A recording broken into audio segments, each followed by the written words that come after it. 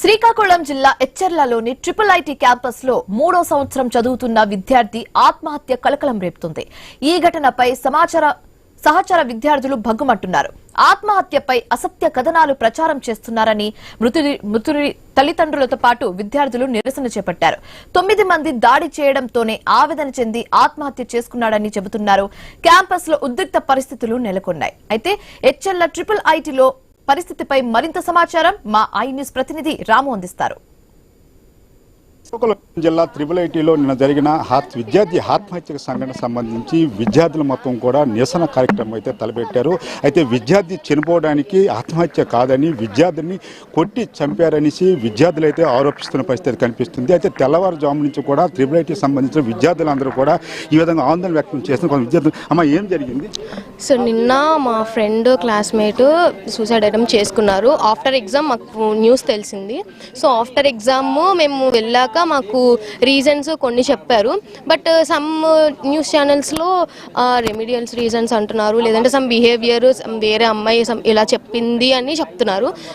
అవన్నీ fake reasons, fake allegations అని మాకు తెలుసు.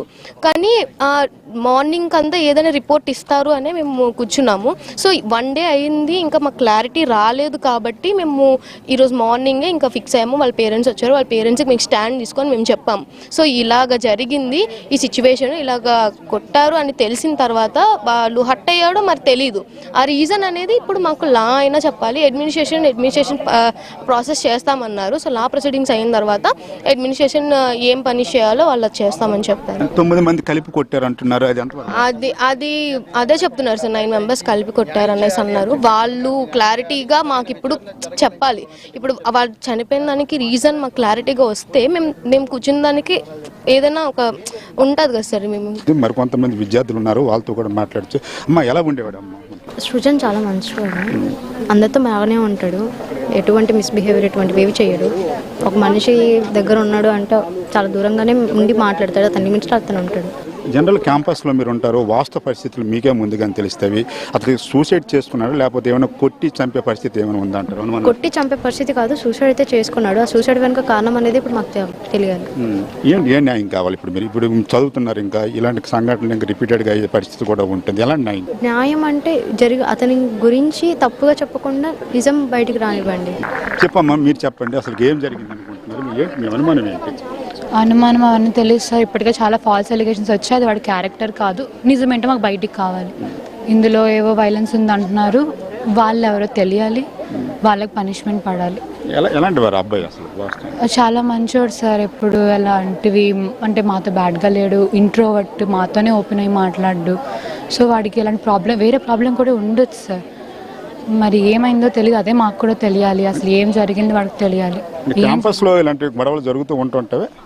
లేదు సార్, క్యాంపస్లో ఇలాంటి గొడవలు నార్మల్గా ఫ్రెండ్స్ అనుకుంటే నెక్స్ట్ డే కలిసిపోతారు, కానీ ఇంతలా ఎప్పుడు లేదు సార్. ఇప్పుడు మేము కూడా వింటున్నాము, మాకే షాకింగ్గా ఉంది ఇలాంటి జరుగుతున్నాయని.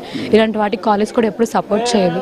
ఇలాంటివి ఏవొచ్చినా ఏదో ఒక యాక్షన్ తీసుకుంటారు సార్. కానీ నిజమేంటో బయటకు ఇంతమంది మీరు వచ్చి మాట్లాడారు, మీ వల్ల నిజం బయటికి రావాలి సార్. తల్లిదండ్రుల యొక్క రోదన చూస్తే మనకు కూడా కన్నీళ్ళు వచ్చే పరిస్థితి కనిపించదు.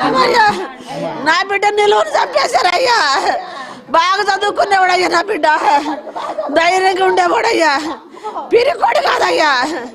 నా బిడ్డను బెదిరించి కొట్టి చచ్చిపోయేలాగా చేశారయ్యా నా బిడ్డని ఎదుటోళ్ళకి సజెషన్ ఇస్తాడు అయ్యా. అంత పిరికోడు కదయ్యా నా బిడ్డ నిలువును చంపేశారయ్యా.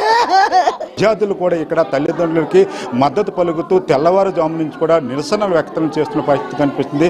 ఎట్టి పరిస్థితుల్లో విద్యార్థి సృజన్కు న్యాయం జరగాలి, వాస్తవ పరిస్థితి తెలియాలి. విద్యార్థి చావు కారణమైన 8 మందిని కూడా కాలేజీ నుంచి డిబార్ చేయాలి, వాళ్ళని అరెస్ట్ చేయాలని బలంగా కోరుకుంటున్నారు.